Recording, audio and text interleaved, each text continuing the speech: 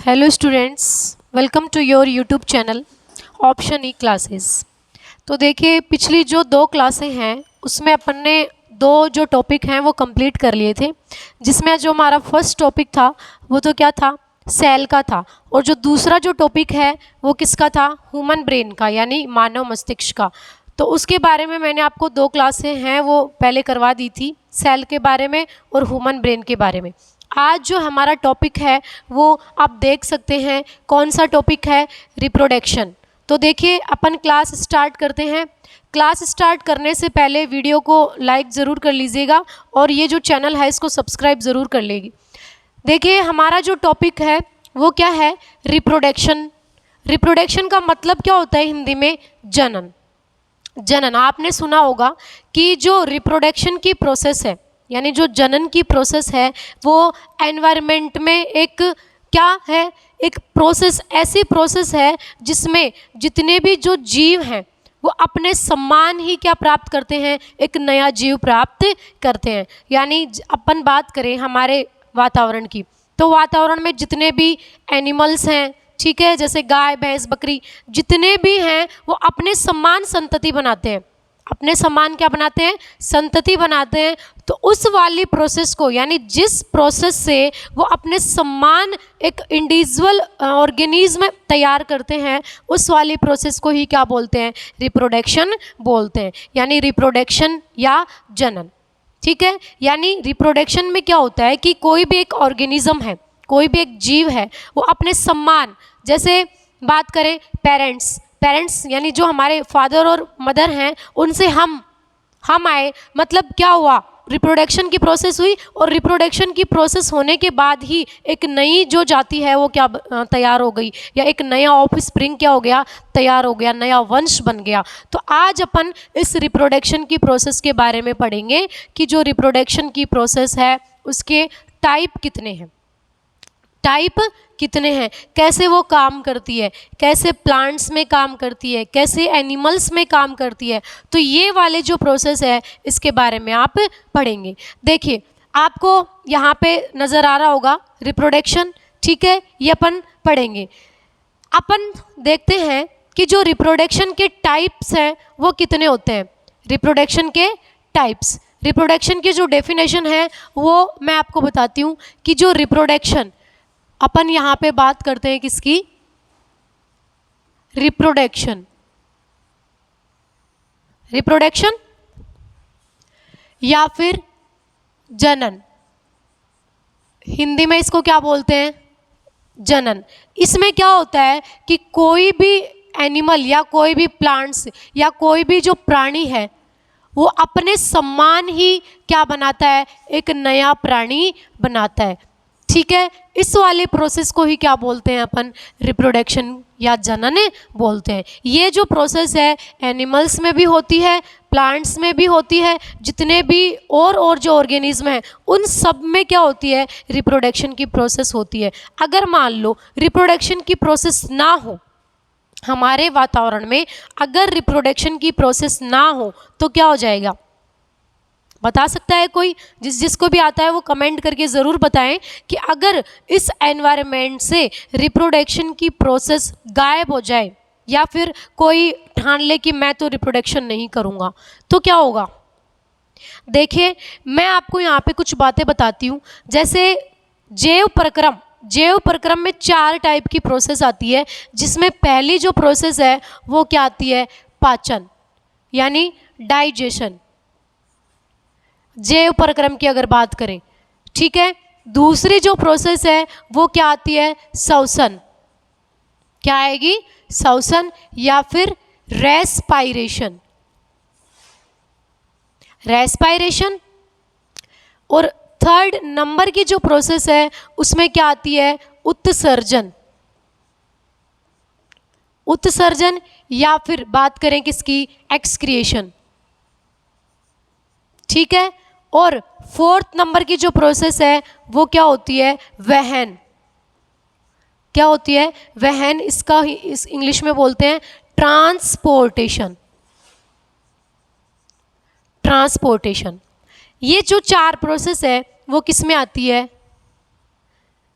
Reproduction के अलावा ये 4 प्रोसेस हैं जो किस में आती है, जैव प्रक्रम में आती है। अब देखिए जैव प्रक्रम के अपन बारे में थोड़ा सा पढ़ेंगे कि जैव प्रक्रम होता क्या है। देखिए कोई भी प्राणी है वो क्या करता है, पाचन करता है। सब पाचन करते हैं, यानी अपन खाना खाते हैं, खाना खाने के बाद हमारा जो सिस्टम है, डाइजेशन सिस्टम, उसमें जितने भी जो अंग हैं वो सारे मिलकर के उस भोजन को क्या कर देते हैं, पचा देते हैं। ठीक है, ये वाली पाचन में आ गई। फिर नेक्स्ट अपन श्वसन की प्रोसेस करते हैं। श्वसन मतलब सांस लेते हैं, सांस लेते हैं अपन, तो ये वाली प्रोसेस हो गई। दूसरा है उत्सर्जन। उत्सर्जन मतलब जितने भी हमारी बॉडी में पाचन के दौरान जो वेस्ट मटेरियल बनते हैं, जो नाइट्रोजिनस वेस्ट निकलता है, उसको बाहर निकालने की प्रोसेस ही क्या है, उत्सर्जन या फिर एक्सक्रिएशन।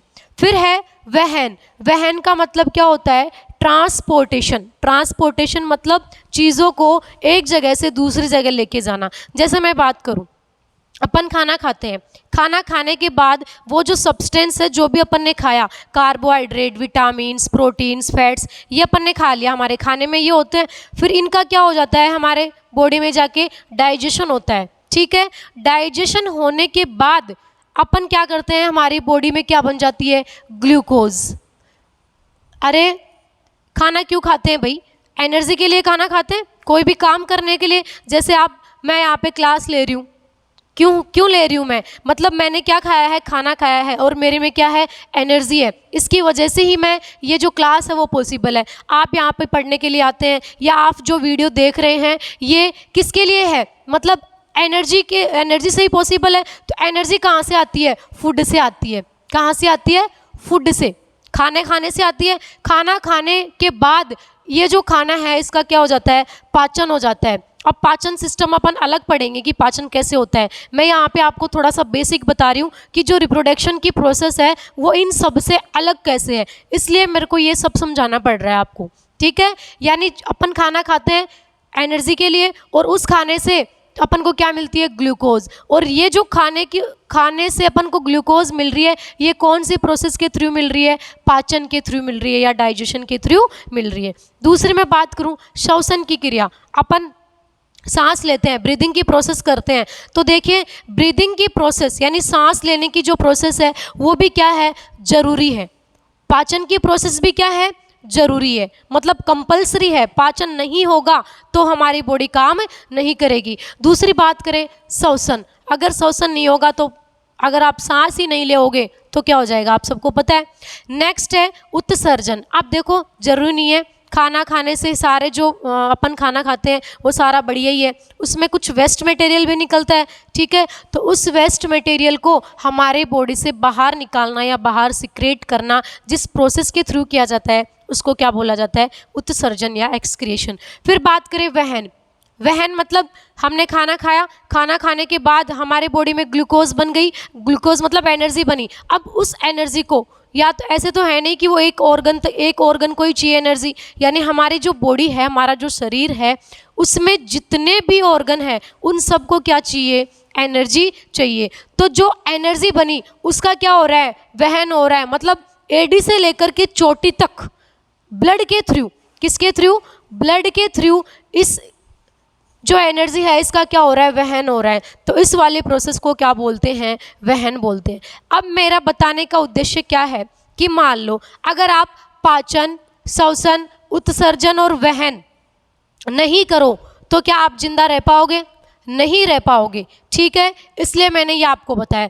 लेकिन मैं बात करूं किसकी, रिप्रोडक्शन की। किसकी बात करूं, रिप्रोडक्शन। रिप्रोडक्शन मतलब जनन की। अब कोई एक आदमी है, ठीक है, अगर वो बोल दे कि मुझे रिप्रोडक्शन नहीं करना, मुझे रिप्रोडक्शन नहीं करना, तो क्या इस पे कोई इफेक्ट होगा, इसकी लाइफ पे कोई इफेक्ट होगा, नहीं होएगा। नहीं कर रहा है मतलब नहीं कर रहा है, एक आदमी से कोई फर्क नहीं पड़ रहा। लेकिन अगर मान लो इस दुनिया में जितने भी ऑर्गेनिज्म हैं, जितने भी एनिमल्स हैं, वो सब क्या करना छोड़ दे, रिप्रोडक्शन करना छोड़ दे, जनन करना छोड़ दे, तो क्या होगा बताओ, क्या ये सृष्टि चल पाएगी, नहीं चल पाएगी। मतलब हमारी जो लाइफ है वो एंडिंग पॉइंट पे आ जाएगी। एंड मतलब उसका क्या हो जाएगा, लास्ट एंड आ जाएगा। किसकी प्रोसेस के थ्रू? अगर कोई रिप्रोडक्शन की प्रोसेस नहीं कर रहा है। इसलिए मैंने बताया कि ये जो प्रोसेस है वो तो क्या है, कंपलसरी है। लेकिन रिप्रोडक्शन की प्रोसेस भी कंपलसरी है, लेकिन कोई एक है अगर वो ठान रहा है कि मुझे नहीं करना, तो उसके लिए कोई वो नहीं है। लेकिन सभी जो लोग हैं, जितने भी एनिमल्स हैं, अगर मान लो गाय भैंस बकरी जितने भी हैं वो रिप्रोडक्शन की प्रोसेस नहीं करे, तो गाय भैंस बकरी और देखने को मिलेगी? नहीं मिलेगी। जैसे अपन बात करें, कुछ स्पीसीज़ हैं, जैसे आजकल कुछ पक्षी हैं, ठीक है, बाज वगैरह, चील वगैरह, ये आजकल नहीं रहे ना।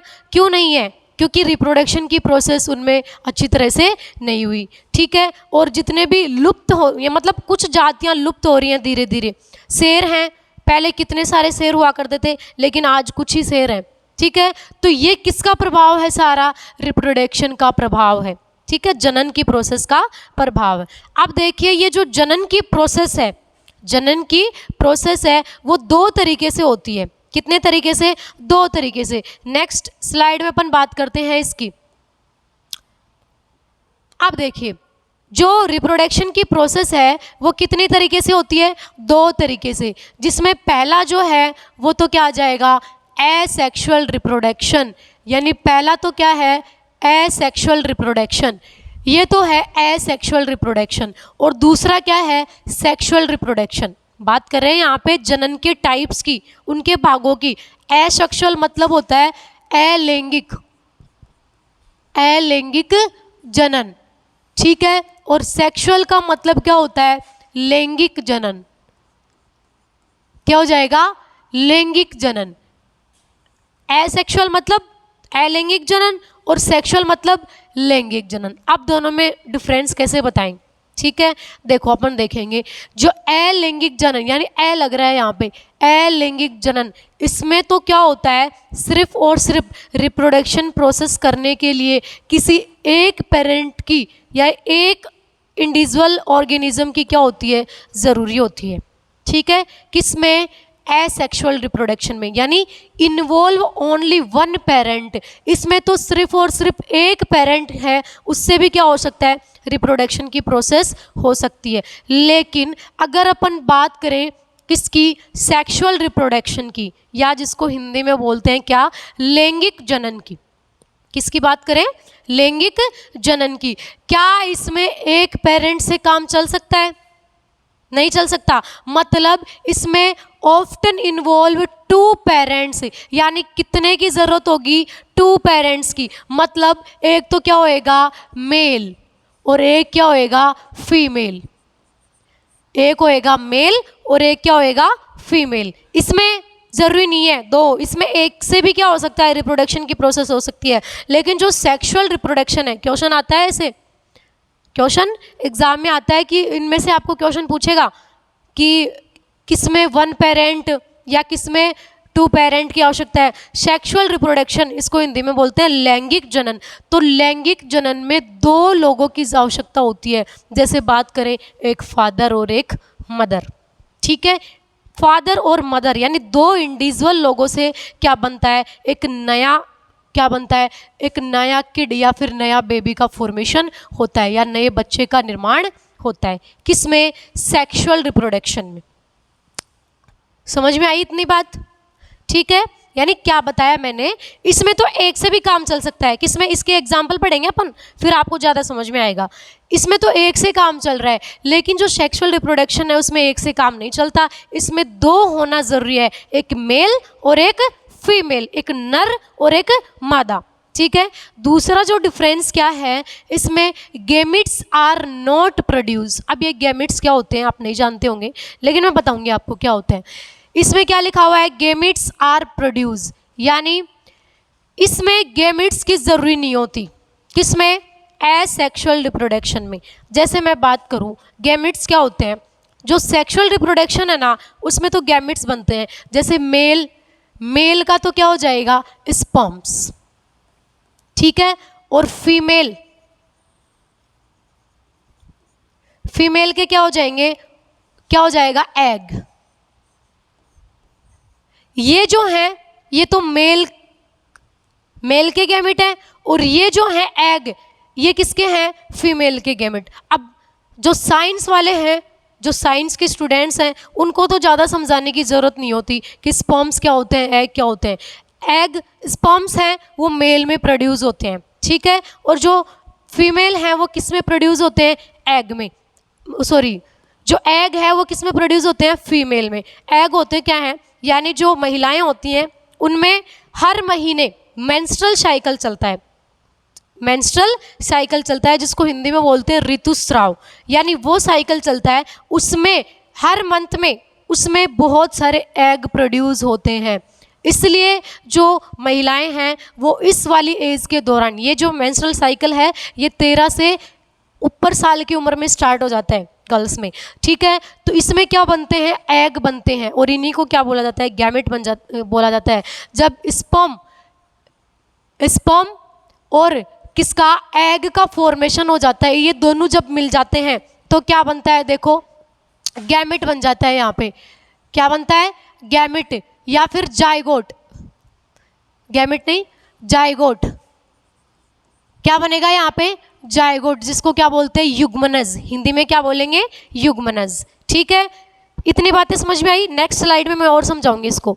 इसमें क्या है, no fertilisation and zygote formation, यानी ये जो है इसमें कोई भी फर्टिलाइजेशन की प्रोसेस नहीं होती, किसमें, एसेक्सुअल रिप्रोडक्शन में, लेकिन इसमें fertilization and zygote formation is observable, मतलब इसमें फर्टिलाइजेशन की प्रोसेस होना क्या है, जरूरी है। फर्टिलाइजेशन को हिंदी में बोलते हैं निषेचन, वो किस में ज़रूरी है, सेक्सुअल रिप्रोडक्शन में होना ज़रूरी है। इसमें क्या है, meiosis does not occur at any time during reproduction. अब देखो मियोसिस क्या होता है, आपने सेल के बारे में पढ़ा होगा, ठीक है। सेल मैंने बताया था, कुछ ऑर्गेनिज्म या कुछ जीव तो एक कोशिकीय होते हैं और कुछ क्या होते हैं, बहुकोशिकीय, यानी एक कोशिकीय जिसमें एक सेल पाई जाती है और बहुकोशिकीय जिसमें बहुत सारी सेल्स पाई जाती हैं। तो बहुकोशिकीय कैसे बने, हो बहुकोशिकीय कैसे बने, यानी एक सेल से दो सेल्स, दो से चार, चार से 8, ऐसे सेल में क्या होता रहता है, विभाजन होता रहता है। तो ये जो सेल डिवीज़न है, कोशिका विभाजन है, वो इसमें तो ज़रूरी नहीं है, किसमें, एसेक्सुअल रिप्रोडक्शन में, लेकिन जो सेक्सुअल रिप्रोडक्शन है उसमें जो मियोसिस विभाजन है या मियोसिस डिवीज़न है वो होना क्या है, ज़रूरी है। अपन इसको नेक्स्ट स्लाइड पे देखेंगे। और यहाँ पे देखो मैंने आपको बताया क्या, एक तो क्या बताया मैंने आपको, कौन सा टाइप बताया, एक तो बताया आपको लैंगिक जनन, क्या बताया, लैंगिक जनन, एक बताया मैंने क्या आपको, लैंगिक जनन, यानी किसके भाग है ये, जनन के भाग है। दूसरा मैंने क्या बताया आपको, अलैंगिक जनन, अलैंगिक जनन, इसको इंग्लिश में बोलते हैं इसको बोलते हैं इंग्लिश में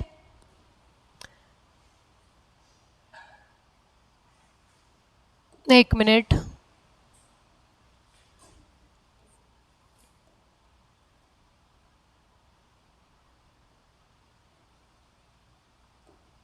हाँ, पहला क्या है,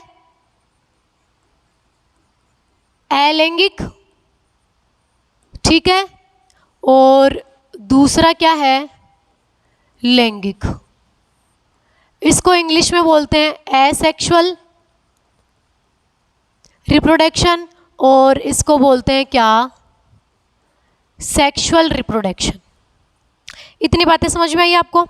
अब मैं बात कर रही हूँ किसकी, अलैंगिक जनन की। पहले इसमें क्या होता है, अलैंगिक जनन में एक ही पेरेंट्स की ज़रूरी होती है, यानी एक ऑर्गेनिज्म में जो एसेक्सुअल रिप्रोडक्शन है वो हो सकता है, ठीक है, लेकिन जो लैंगिक जनन है उसमें किस किस की ज़रूरी होती है, एक तो मेल और एक फीमेल। ये जो रिप्रोडक्शन है, जैसे कि ह्यूमंस, मनुष्य में कौन सा रिप्रोडक्शन पाया जाता है, कौन सा पाया जाता है, लैंगिक जनन, सेक्सुअल रिप्रोडक्शन।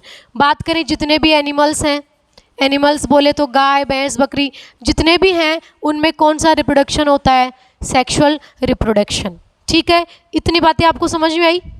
नेक्स्ट अपन बात करते हैं अब ये जो अलैंगिक जनन है, ये लैंगिक जनन है, ये तो यहाँ पे कंप्लीट हो गया। जैसे इसमें मेल और फीमेल की ज़रूरत होती है। अब जैसे मैं ह्यूमन की बात करूँ तो ह्यूमन में मेल से तो किसका फॉर्मेशन होता है, स्पर्म का, और फीमेल से अभी मैंने बताया आपको एग। ठीक है, ये दोनों जब आपस में मिल जाते हैं तो क्या बनता है, इनसे जाइगोट बनता है। क्या बनता है, जाइगोट। और फिर इस जाइगोट से क्या बन जाता है, एम्ब्रियो। क्या बनता है, एम्ब्रियो। और इस एम्ब्रियो से एक बेबी का फॉर्मेशन हो जाता है। ठीक है, इतनी बातें आपको समझ में आई। नेक्स्ट अब चलते हैं किस पे, अलैंगिक जनन पे। यानी जो ये जो अलैंगिक जनन है इसके टाइप्स कितने होते हैं, किस टाइप से होता है, ये तो मैंने आपको बता दिया कि इसमें पहले मेल और फीमेल जो हैं वो जाइगोट बनाएंगे, और जाइगोट बनने के बाद एम्ब्रियो बनेगा, और एम्ब्रियो से क्या बन जाएगा, एक बच्चे का फॉर्मेशन हो जाता है। किसमें, लैंगिक जनन में। लेकिन अब बात करें अलैंगिक जनन, इसमें एक ही होता है, एक ही पेरेंट होता है।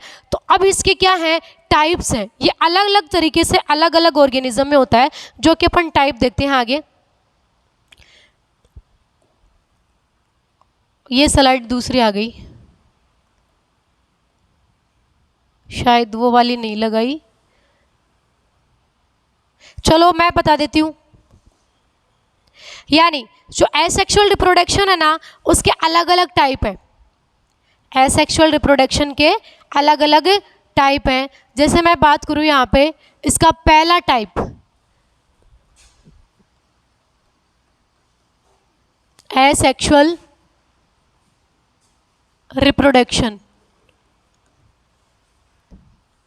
इसके अलग अलग टाइप हैं। इसमें जो पहला है वो तो क्या हो जाएगा, फिजन। फिजन इसको हिंदी में बोलते हैं क्या, विखंडन। हिंदी में क्या बोलेंगे, विखंडन। दूसरी जो प्रोसेस है वो क्या होएगा, मल्टीपल फिजन। मल्टीपल फिजन, इसको हिंदी में बोलते हैं बहुविखंडन। बहुविखंडन। किसके टाइप चल रहे हैं ये, एसेक्सुअल रिप्रोडक्शन यानी अलैंगिक जनन के। और जो तीसरा टाइप है वो क्या हो जाएगा, रीजनरेशन। रीजनरेशन का मतलब पुनर्जन्म या पुनरुद्भवन। फिर और टाइप्स हो सकते हैं इसके, जैसे मैं बात करूं आगे, जो स्पोर फॉर्मेशन, स्पोर फॉर्मेशन ये प्लांट्स में होता है। और भी टाइप है 5 नंबर पे, जैसे बडिंग की प्रोसेस। इनके अपन एग्जाम्पल देखेंगे किस किस में ये होता है। बडिंग का मतलब कलिका, एक बड बाहर निकलना। ठीक है, ये किसके टाइप है, एसेक्सुअल रिप्रोडक्शन या अलैंगिक जनन की। जैसे पहले अपन बात करें किसकी, फिजन की। फिजन का मतलब क्या होता है, विखंडन। ये जो प्रोसेस है, ये जो यूनिसेलुलर ऑर्गेनिज्म होते हैं, यूनिसेलुलर मतलब एक कोशिकीय। मैंने आपको सेल जब पढ़ाया था तो बताया था कि वे ऑर्गेनिज्म जिनमें सिर्फ और सिर्फ एक सेल पाई जाती है उनको तो क्या बोलते हैं, यूनिसेलुलर या फिर एक कोशिकीय। ठीक है, और वे ऑर्गेनिज्म जिनमें एक से ज़्यादा सेल होती हैं उनको क्या बोलते हैं, मल्टी सेलुलर या बहुकोशिकीय। अब जैसे इसके एग्जाम्पल की बात करते हैं, किसके, फिजन की, यानी एक कोशिकीय ऑर्गेनिज्म। सबसे बड़ा एग्जाम्पल आप 6, 7, 8, 9 में पढ़ते हो कि जो अमीबा है, अमीबा क्या है, एक कोशिकीय ऑर्गेनिज्म है, यानी एक कोशिकीय जीव है अमीबा। दूसरी बात करें किसकी, पैरामीशियम, स्लीपर लाइक स्ट्रक्चर होती है इसकी। क्वेश्चन कैसे आएगा, 4 ऑप्शन मिलेंगे आपको, उनमें ये जो है वो नाम दे देगा और पूछेगा कि जो फिजन प्रोसेस है या विखंडन की जो प्रोसेस है निम्न में से किस जीव में पाई जाती है। तो आपको याद रखना है कि अमीबा, पैरामीशियम, और जो तीसरे नंबर पे एक और है इसका एग्जाम्पल, वो क्या है, बैक्टीरिया। बैक्टीरिया भी इसी का एग्जाम्पल है। तो ये जो तीनों हैं वो एक कोशिकीय जीव हैं जिसमें फिजन की प्रोसेस के द्वारा क्या होता है, विखंडन होता है। अब जो अमीबा है उसमें विखंडन कैसे होता है वो अपन देखेंगे।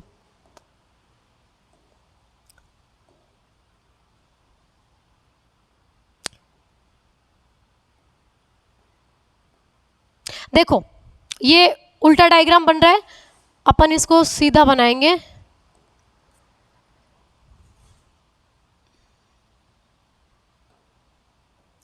देखो ये कोई अमीबा है, अमीबा पाई जाती है डर्टी वाटर, गंदे पानी में, जैसे तालाब का पानी हो गया, ठीक है। और ये एक माइक्रोस्कोपिक ऑर्गेनिज्म है। माइक्रोस्कोपिक बोले तो इसको नग्न आंखों से नहीं देख सकते, इसको देख सकते हैं माइक्रोस्कोप से या सूक्ष्मदर्शी से, ठीक है। इसकी कोई शेप नहीं होती, अमीबा की कोई शेप नहीं होती। इसका आप डायग्राम कैसे भी बना सकते हो, यानी इसकी शेप है अनियमितकार है, इसकी कोई वैसे शेप नहीं होती, एक पर्टिकुलर शेप इसकी नहीं होती।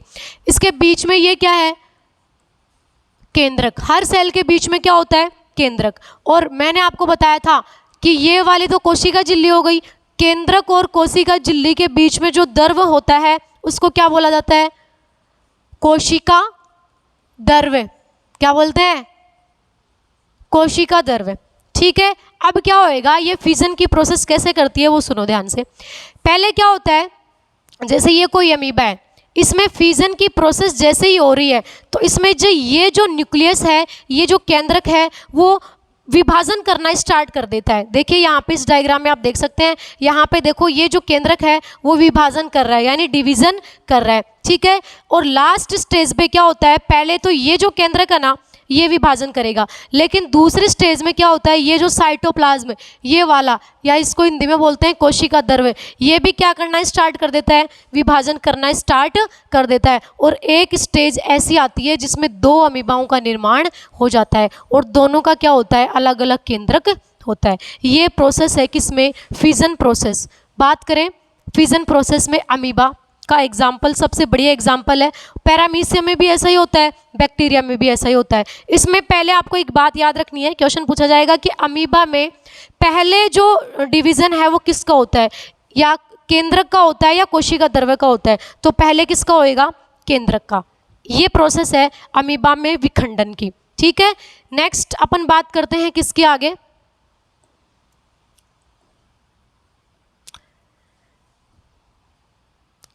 ये आ रहा है मल्टीपल फिजन का एग्जाम्पल।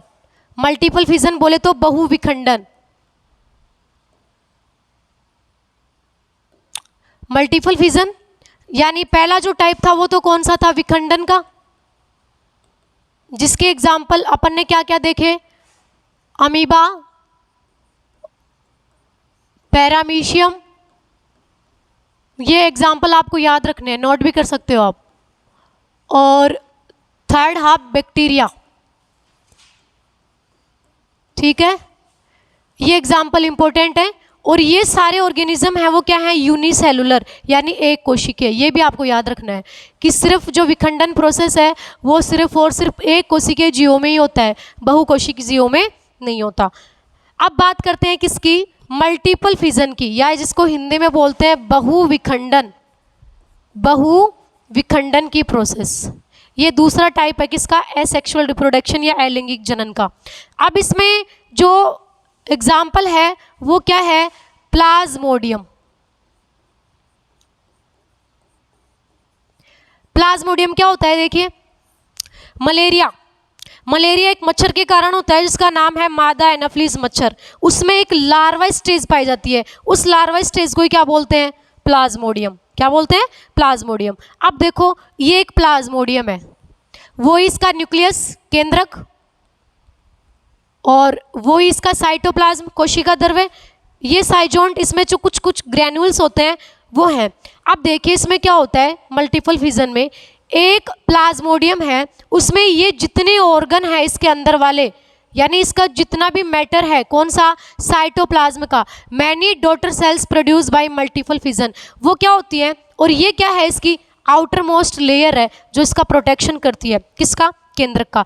ये क्या होती है, यहाँ से फट जाती है, क्या, ये आउटर मोस्ट लेयर या बाहर वाली जो लेयर है वो क्या हो गई, फट गई। अब देखो ये वाले जो हैं जितने भी यहाँ पे ग्रेन्यूल्स हैं वो बाहर निकल जाते हैं, और इस एक प्लाज्मोडियम से बहुत सारे प्लाज्मोडियम क्या हो जाते हैं, तैयार हो जाते हैं। तो बताओ रिप्रोडक्शन की प्रोसेस हुई या नहीं हुई, अमीबा में तो कितने बन रहे थे, 2, लेकिन इसमें कितने बन रहे हैं, बहुत ज़्यादा। ये जितने भी आपको दिख रहे हैं ना, इनसे एक नया प्लाज्मोडियम तैयार हो जाएगा। इसीलिए इसको क्या बोला जाता है, मल्टीपल फिजन। मल्टीपल मतलब बहुविखंडन, बहुविखंडन हो रहा है। अब इसमें इंपॉर्टेंट कुछ नहीं है, ये वाला नहीं पूछेंगे आपको कि कितने क्या प्लाज्मोडियम बन रहे हैं, आपको पूछेंगे कि मल्टीपल फिजन की प्रोसेस निम्न में से किस जीव में पाई जाती है, तो आप बताओगे किसमें, प्लाज्मोडियम में।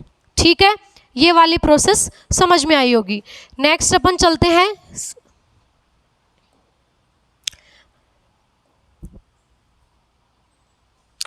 आप देखो ये क्या है, ये एक प्लांट का डायग्राम है जिसको बोला जाता है स्पाइरोगायरा। स्पाइरो,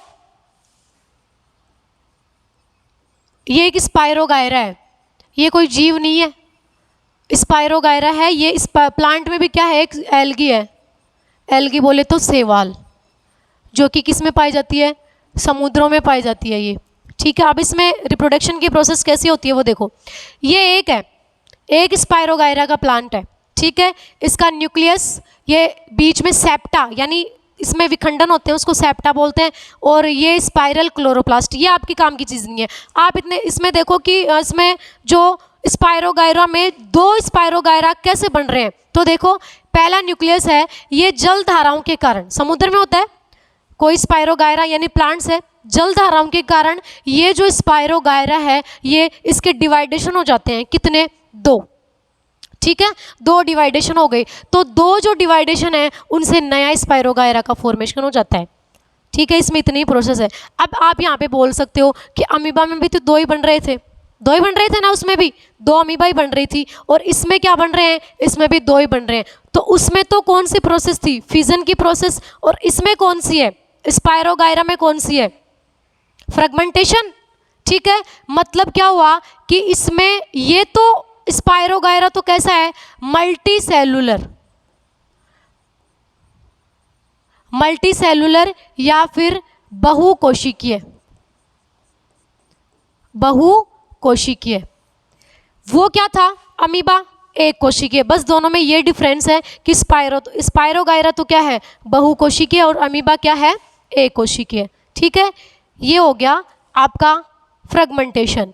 नेक्स्ट अपन चलते हैं हाइड्रा, बडिंग की प्रोसेस देखेंगे अपन। एसेक्सुअल रिप्रोडक्शन के टाइप चल रहे हैं, जिसमें अब आएगा बडिंग या कलिका के द्वारा फॉर्मेशन होता है एक नए हाइड्रा का।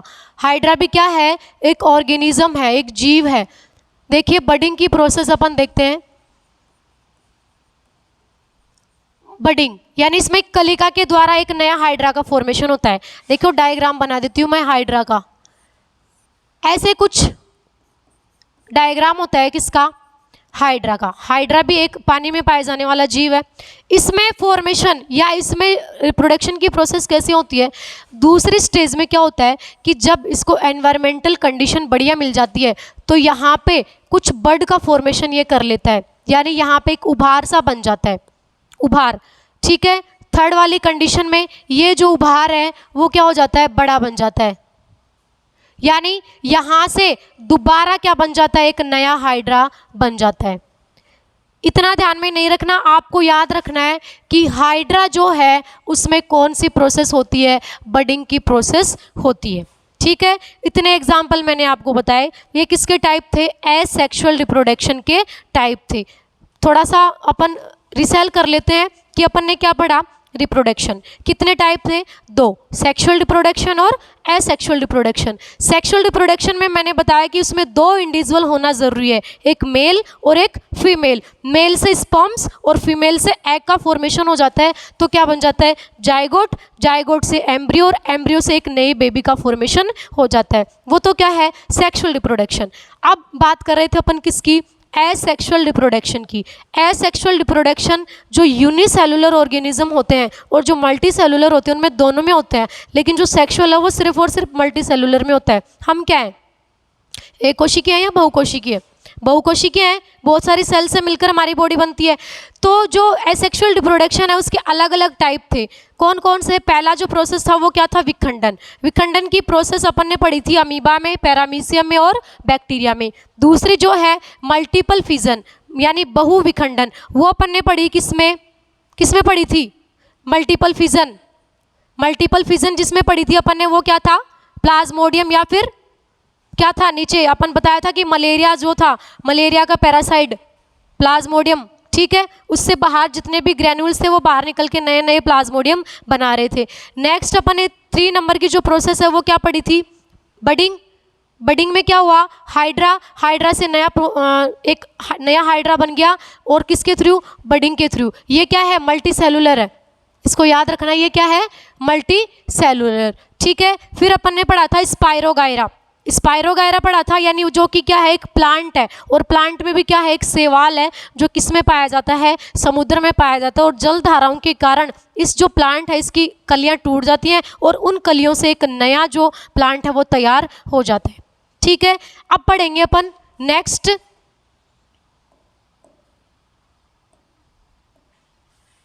यहां पे मैं एक एग्जांपल और बता देती हूं आपको प्लांट्स में। जैसे मैं बात करूं रोज, पोटैटो या ब्रायोफिलम, ठीक है, इनमें क्या होता है, जैसे रोज है, रोज की अपन क्या करते हैं, एक कली निकालते हैं और उसको उगा देते हैं, तो उससे क्या बन जाता है, एक नया रोज बन जाता है, ठीक है। फिर पोटैटो में भी ऐसे होते हैं, पोटैटो में कुछ जिनको बोलते हैं आँख हिंदी में, वो बर्ड जब बाहर निकल जाती है तो उस वाले पोटैटो को जब उगा देते हैं तो उनसे नया पोटैटो का फॉर्मेशन हो जाता है। ऐसे ही जो ब्रायोफिलम है, ब्रायोफिलम की पत्तियां, उससे भी नए ब्रायोफिलम बन जाती है। तो ये वाले जो प्रोसेस है वो एक फॉर्मेशन के थ्रू होती है, जिसको क्या बोलते हैं, स्पोर फॉर्मेशन, स्पोर फॉर्मेशन। ये अलग टाइप है किसका, रिप्रोडक्शन की प्रोसेस का, ठीक है। आपका जो रिप्रोडक्शन का जो चैप्टर है वो कंप्लीट हुआ। नेक्स्ट अपन क्लास लेके आएंगे जो रिप्रोडक्टिव सिस्टम है मेल में और फीमेल में, ठीक है। वीडियो पसंद आया तो इसको लाइक शेयर सब्सक्राइब जरूर कीजिएगा। Thank you.